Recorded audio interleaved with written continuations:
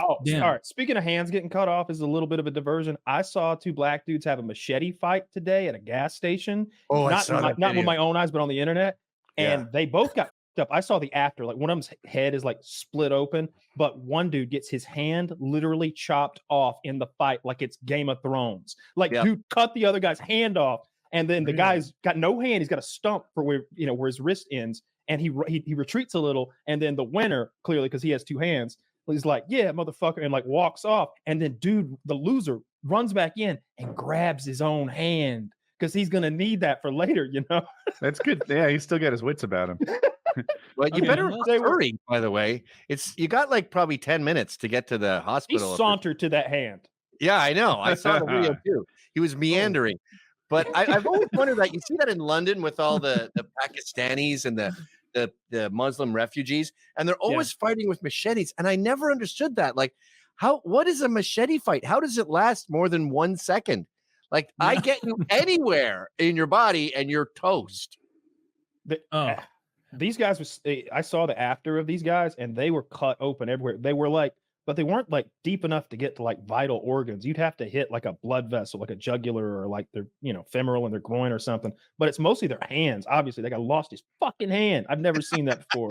I've never seen that before. I assume that there's only one video of these two guys machete fighting outside of a mobile on the run, which is what I'm watching right now. And so I had to watch it twice because so early in the fight, that guy gets his hand cut off, and then he's the guy winning. It's not even it's not his blade hand, as it's his offhand. It's his offhand. Did he block with it? Is that how he lost? Yeah, he had it up.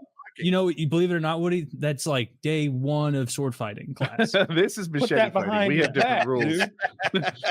Oh my god, dude didn't have his shield for something. And you're right, Kyle. This guy walks back over to pick his discarded hand up, like as though he's more embarrassed about the fact that he lost his hand than he is worried about the imminent problems that are going to come from having a hand cut off in a machete fight. Do we know he's got a good surgeon his nearby. current status?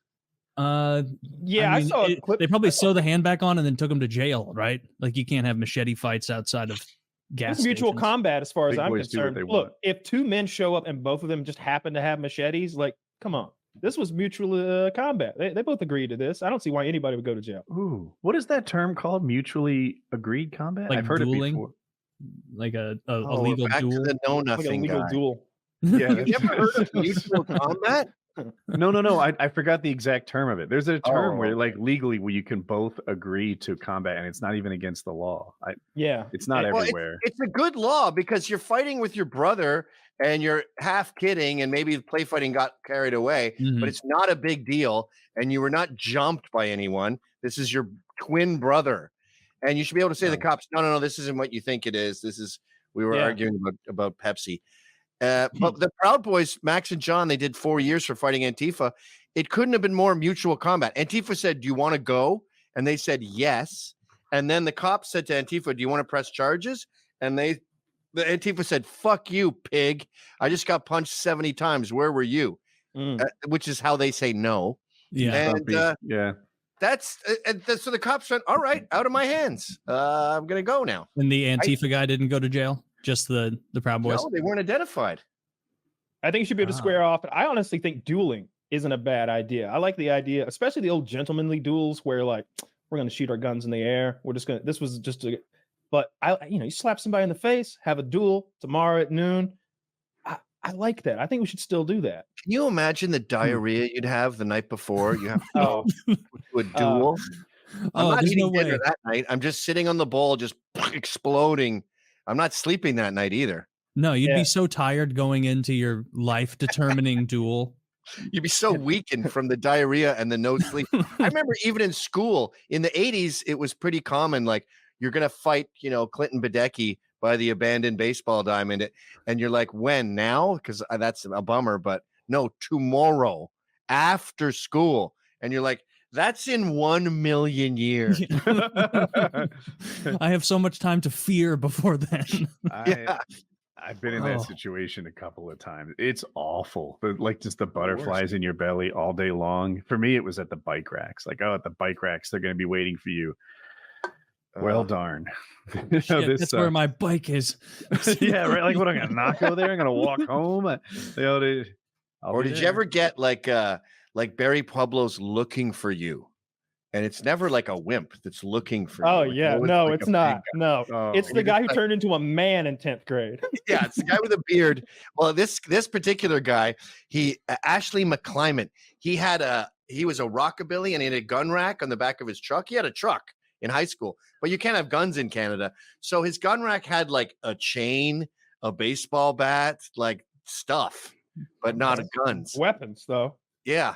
And Those were his he was tools. looking for me for like weeks, and it was just diarrhea. No, It I was take the the captain of long way wrestling around to my team looking class. for me. They'd be like, he's looking for you. And I'm like, he's 6'3" and has a beard, and I'm still mostly a boy. I'm going to go the long way. I'm going to go the long way to class. I'm not Taylor here. He hit puberty in like the 6th grade or something. Yeah, like that. we had so hard. In the Yeah, 80s, like we had 11. guys who had like an apartment. Like there was men. Yes. Oh yeah. That wasn't me. It wasn't me.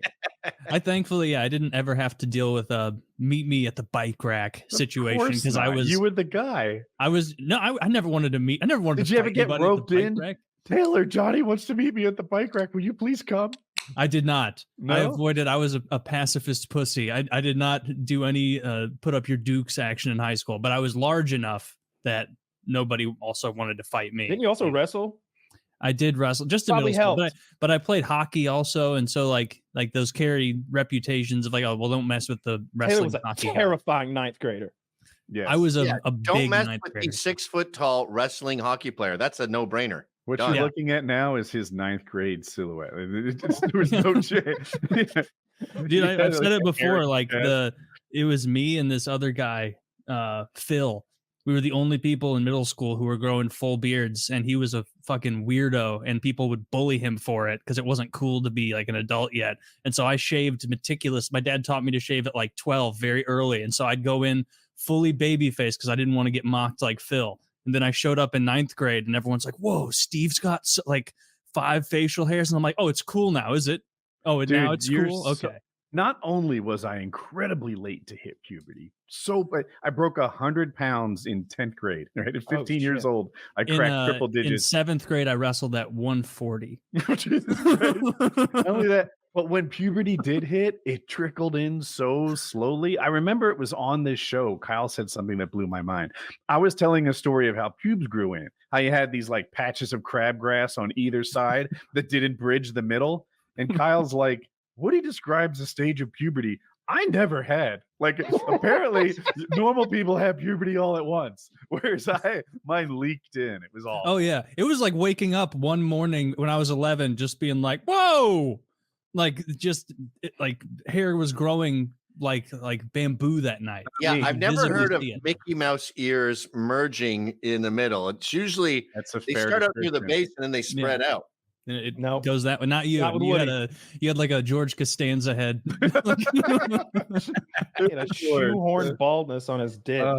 My 15-year-old, my wife called me recently and she goes, "Oh my God, his friends, I won't say his name, but his friends were in a fight at the nearby high school and he didn't go. Thank God." And I'm like, "Wait, what happened?" So I eventually get the story. One of his boys, some guy from the nearby high school, was hitting on his girlfriend. So he's like, "Come on, guys, let's go and kick his ass." They all, I don't know where they got a car from. I guess they got an Uber. So they went over and the guy who was there to like take care of the other school, my son's friend, he immediately gets rocked so hard that he has a seizure. So he's lying on his back after starting the fight, just like going, This is the tough guy. Okay. So I come home and like all the good dads do, I said to my son, why weren't you with your friends? Like, why didn't you go to that fight? You went to Subway and had a sandwich? And he goes, "What are you talking about? I don't even know her or what the fight was about. I would have been kicked off the baseball team. Do you want me to be a loser? Is that what you want?" I go, "You come from a long line of losers. You don't throw that away." That's fair. Is he gonna get in the fight next time? I pray. I hope so. I've always said to him, McInneses don't quit. We get fired. Yeah, and you have Scottish ancestry. I always think of the Scottish as like a brawling sort of people. He has to keep that alive. It took me a long time to realize that my dad wasn't yelling at me. He just yells. Like I must have been about 8, and he's in the. We were driving across country, so I think we were in Vancouver in the Rockies at the time, and he was out of gas. He ran out of gas, and my mother's like, "You stupid asshole! You can't even budget a fucking gas tank. It's got a lever. You can see it." and he is punching his driver. His name's Jimmy McInnes, James, and he's punching his own steering wheel as he drives, going, "You asshole, James! You asshole!" Furious at Jimmy McInnes himself. And screaming, punching that steering wheel. I was like, oh, that's just how he expressed himself. He's just furious at everything. Where in the country are you from? Is it He's New just York? a yeller. I was born in England. My parents are from Glasgow, and we moved to Canada when I was about 5, Ontario, Ottawa. And then I moved to Quebec when I was 18, Montreal, which I consider a different country. And then we moved to New York in my late 20s. Oh, okay. Yeah. That's nice. So about half my life in America, but I'm known as Canadian, which is great. I'm fine with that. You got the accent. It's very, very. You think I have a Canadian accent? 100%. On some Really? words, you hit it. Yeah. Oh, yeah. Like about a little more. Yeah, You not tried as a little intense too as I hard to did make it, that but normal. yeah. I've had a few more beers and it'd be a boot. I hear it when I go back. All my friends sound like leprechauns. They're like, fucking check out McInnes fucking strolling back from the States. He's got a fucking 6-pack of Coors Bank. What the fuck is Coors Banquet there, guy? There, guy. I'm sorry. I don't understand a word you're saying. When you watched your dad like have a spaz out like that, because a lot of people will like be like, man, why's my dad so angry? And then you'll see like your grandpa in a state like that, and he's like a level above. Was your grandfather even like obviously the full Scott? More intense? Like he was evil. Like he would lose his temper and beat up his kids like he was Roy Jones in the ring. Like he would punch my uncles. My dad never got beat up because he always had good grades. But you know what's funny about my dad? He's got a boxer's nose because in Glasgow, student was like the N-word. It was the worst thing you could be. And I kind of get it when I see these students protesting right now and their encampments and stuff. I'm like, wow, you really are the lowest people there are. You're worse than abos. And Wow, that's you call them abos too. I thought I was the only one. We have a huge Aboriginal listenership. Black and Indigenous. Isn't that such a gay term? I choose to hone in on the groups that term. have no protection organizations around them, and that's one of them. Go for that gypsies. and the deaf.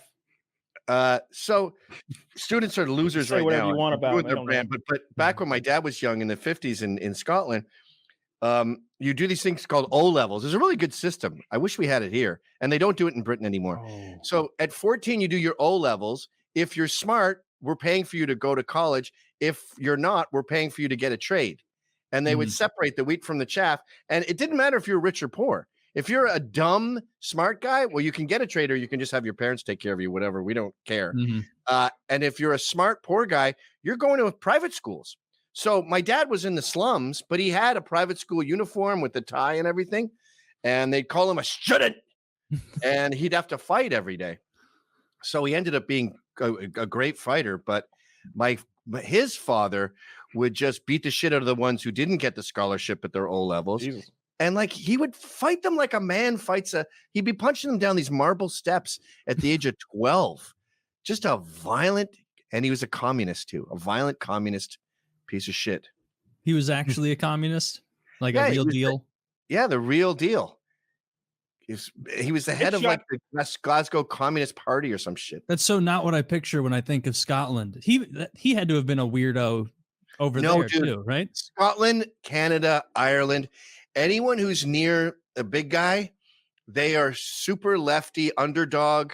They are all socialist because they hate the cool big brother, like Elvis Presley's brother, if he had one, right? If you asked Elvis Presley's brother, what are you about? He'd be like, well, I don't wear blue suede shoes and I'm not a hound dog. You'd be like, yeah, I get it. You're not Elvis, but who are you? Like in Canada, we would write these like, what does it mean to be Canadian? And it was always like, well, I'm not a racist in the Klan, and I'm not an evangelical nut, and I'm not a big fat pig in a monster truck. And it was all America, America, America. So, you go to a Glasgow Celtics soccer match, and they're all holding up the Palestinian flag. Like, this isn't from October 7th. This is like 10 years ago. because they know that Palestine is the underdog and they're near the big dog. So they just blindly worship all underdogs. So yeah, all Scots are rabid socialists, lefties, woke morons. Same with Ireland. You say the word Trump in Ireland, everyone has a heart attack. And same with Canada. That's depressing. I knew Canada was like that, like Ireland's almost defining themselves in opposition to us. And I knew Ireland, you know, I know they don't care for England. They weren't there in World War II. Okay. I always pictured Scotland as like just being cool guys doing their own thing up there. Yeah, I mean it's depressing because like Irish people are fucking funny and they're great drinkers, and the Scots, every single human being in Glasgow is fucking hilarious. Like Louis C.K., people would feel sorry for him in Glasgow because he's never made a good joke. It's sort of like if you go to Scandinavia, your wife becomes the ugliest woman in the world. If you go to Glasgow, you're the least funny person that has ever lived. I'm constantly like, it's like sparring with some fucking pros. Like I'm just like, okay, I gotta get funny. Damn. One time we were running for the bus, me and my gran, and we'd missed the stop, and my gran was fast enough to catch the bus. And the bus driver opens the door. He goes, "Just you keep going, hen. You're going to get downtown before I do." It's a random bus driver. In the world of accents, they might have the funniest one. Them and Australians are up there. Like everything they say is funny. Australians are good, but you know Scottish are peak. I think you're right. I think Scottish do have best the accents ones. in the world are Scottish and Jamaican. I would love to hear a Jamaican guy and a Scottish guy in a heated argument. That would be like a waterfall. That would be You could go to sleep to that at night. Unfortunately, there's so little crossover with those groups. Yeah. Probably for their own good. That'd be a good podcast. Weed versus whiskey. That's the name of the podcast, and they just discuss it the whole time. You got smoke drinking out of whiskey, you got Babylon closing in on me, you know. Don't you get me started. I would enjoy that. I gotta close this video. This guy losing his hand. It's been auto playing over and over, huh? He's just on a auto loop, playing over and over. I thought there was so much more keeping hands on. No, than that. No, that's the too. second hand I've seen get cut off in like this week. I saw another video where the guy, a guy attacks this guy. They're having a fight. One's on a motorcycle, maybe one's on a car, and they've had some bullshit fender bender. I think they're both Asian, and they're having like a really shitty old man fight where nobody knows how. But then one dude pulls out a box cutter, and you know a box cutter is just 1.5 inches, 2 inches. He starts hitting this guy with it, and I guess he hits enough of his wrist that his hand is dangling off by just tendon or something like that. Like he cuts his hand off with a fucking box cutter. And I guess the guy wasn't feeling it first, so he gets hit all over. He's just drenched in blood by the time it's over. So don't fight people with box cutters. I learned that this week too. No, who knew? I'm looking at a picture of. I didn't know that. Bone. I'm looking at the carpal bones right now, and there is a space right above those two arm bones where you get it in the right spot, and you're good to go. Yeah, it must have been what happened to this gentleman at the mobile. He wasn't a gentleman. I looked into it. No, it was not. No, he was a machete-wielding wild man, I believe he was described.